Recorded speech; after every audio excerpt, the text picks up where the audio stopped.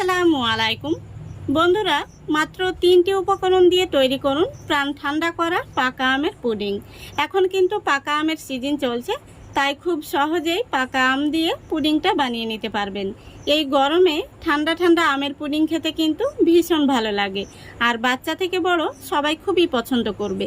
তো চলুন আজকের এই রেসিপিটা দেখে নেওয়া যাক। রেসিপিটা ভালো লাগলে লাইক, কমেন্ট, শেয়ার করবেন এবং চ্যানেলটিকে সাবস্ক্রাইব করে সঙ্গে থাকবেন। চলে যাচ্ছি মূল পর্বে। তো দেখুন, এই পুডিংটা বানানোর জন্য এখানে আমি 1 কাপ পাকা আম ছোট টুকরো করে কেটে নিয়েছি। এই টুকরো করা আমগুলোকে আমি একটা মিক্সির জারের মধ্যে নিয়ে নিচ্ছি। আর এখানে দেখুন, আপনারা দেখে অবশ্য বুঝতে পারছেন, দুধটাকে আমি আগে থেকে জাল করে নিয়েছি। এখানে 500 গ্রাম দুধ রয়েছে। তো এখান থেকে আমি 1 কাপ পরিমাণে দুধ নিয়ে নিচ্ছি। তো জাল করে দুধটাকে অবশ্যই ঠান্ডা করে নিতে হবে, নইলে গরম দুধের মধ্যে আম দিলে কিন্তু দুধটা কেটে যাবে। তো এখানে আমি 1 কাপ পরিমাণে আম নিয়েছি আর 1 কাপ পরিমাণে দুধ নিয়েছি। এখানে আমি অর্ধেক পরিমাণে দিয়ে দিচ্ছি দুধ, আর এই বাকি অর্ধেক দুধটা আমি রেখে দিচ্ছি, এটা পরে ব্যবহার করব। এখন আমি খুব ভালো করে এই আমটাকে পেস্ট করে নেব। তো দেখুন, খুব সুন্দর করে আমি পেস্ট বানিয়ে নিয়েছি, আর এরকম স্মুথ একটা পেস্ট তৈরি করে নিতে হবে। এখন আমি এখানে একটি সসপ্যান নিয়ে নিচ্ছি, আর এর মধ্যে দিয়ে দিচ্ছি স্ট্রেনার। এইভাবে আমি এই পেস্টটাকে ছেঁকে নেব। এতে করে আমের শাঁস বা ছোবড়া থাকলে সেটা কিন্তু ছাঁকনিতে আটকে যাবে। আপনারাও অবশ্যই এইভাবে একটি স্ট্রেনার দিয়ে ছেঁকে নেবেন, তাহলে কিন্তু পুডিংটা স্মুথ তৈরি হবে। দেখুন বন্ধুরা, কয়েক টুকরো আমের গোটা বেরিয়েছে। তো এইভাবে অবশ্যই ছেঁকে নেবেন। এখন আমি এর মধ্যে দিয়ে দেব এই চা চামচের 4 চামচ চিনি। তো আপনাদের আমগুলো যদি বেশি পরিমাণে মিষ্টি থাকে তাহলে কিন্তু চিনিটা দেওয়ার দরকার নেই। তো এই আমটা একটু মিষ্টি কম, সেই জন্য আমি চিনিটা দিলাম। তারপরে দিয়ে দিচ্ছি 1 চিমটি মতো লবণ। এবার আমি আরও একটি গোলা তৈরি করে নেব। তো এখানে আমি যে বাকি অর্ধেক দুধটা রেখেছিলাম, এই ঠান্ডা দুধের মধ্যে আমি দিয়ে দেব 1 টেবিল চামচ কর্নফ্লাওয়ার। এই কর্নফ্লাওয়ারটা আমি খুব ভালো করে আগে থেকে গুলে নিচ্ছি। দেখুন, আমি কর্নফ্লাওয়ারের গোলাটা তৈরি করে নিয়েছি। এখন আমি গ্যাসটা অন করে এটা বসিয়ে দেব। দেখুন, গ্যাসটা আমি অন করে দিয়েছি। এখন কিন্তু এইভাবে অনবরত নাড়তে হবে, যেন তলা থেকে লেগে না যায়, সেদিকে লক্ষ্য রাখতে হবে। গ্যাসের ফ্লেমটা আমি মিডিয়ামে রেখেছি, আর মিডিয়ামে রেখে কিন্তু এই প্রসেসটা করতে হবে। তো এই পুডিংটা বানাতে কিন্তু খুব বেশি সময় লাগে না, 5 মিনিটের মধ্যেই কিন্তু হয়ে যায়। আপনারা খুব সহজেই বানিয়ে নিতে পারবেন, আর বাচ্চারা কিন্তু এই ঠান্ডা ঠান্ডা আমের পুডিংটা খেতে ভীষণ পছন্দ করবে। আপনারা একবার হলেও বাড়িতে ট্রাই করবেন। দেখুন, আমের মিশ্রণটি কিন্তু খুব ভালো করে আমি জাল করে ফুটিয়ে নিয়েছি।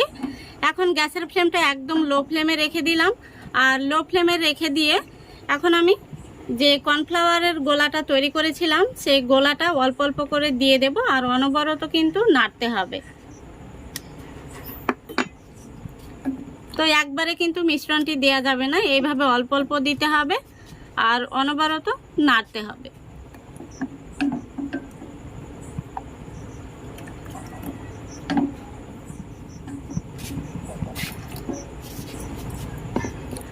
এখন আমি এর মধ্যে দিয়ে দিচ্ছি 1 ফোঁটা রেড ফুড কালার। এতে করে পুডিংয়ের কালারটা কিন্তু খুব সুন্দর আসবে। খুব বেশি দেওয়ার প্রয়োজন নেই, 1 ফোঁটা দিলেই কিন্তু খুব সুন্দর একটি কালার আসবে। তবে আপনারা চাইলে নাও দিতে পারেন, এখানে কিন্তু স্বাদের কোনো তফাৎ হবে না, দেখতে সুন্দর একটি কালার আসবে, সেই জন্য দেয়া।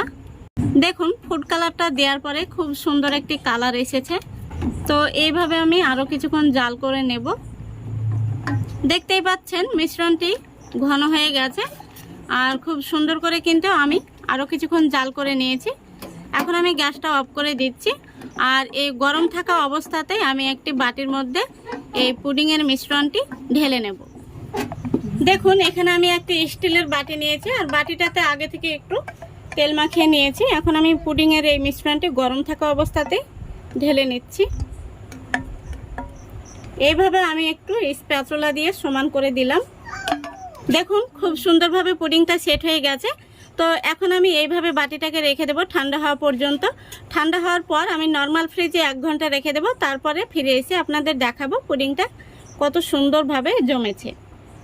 দেখুন বন্ধুরা, পুডিংটা আমি নিয়ে চলে এসেছি। তো পুডিংটাকে আমি নর্মাল ফ্রিজে 1 ঘন্টার জন্য রেখেছিলাম, কারণ পুডিংটা কিন্তু ঠান্ডা ঠান্ডা খেতেই ভীষণ ভালো লাগে। আর কত সুন্দরভাবে জমে গেছে দেখতেই পাচ্ছেন। তো এখন আমি একটা প্লেটের মধ্যে পুডিংটাকে বের করে নিচ্ছি।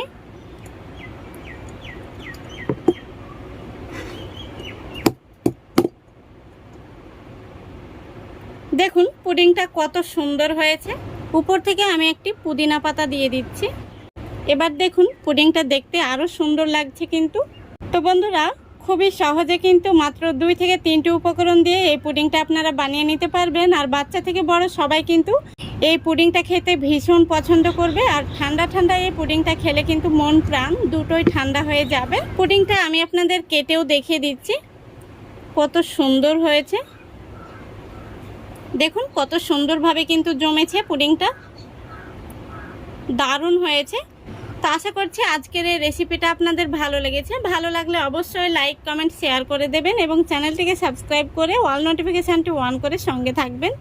আজকের মতো এখানেই বিদায় নিচ্ছি। সবাই ভালো থাকবেন, সুস্থ থাকবেন। খোদা হাফেজ।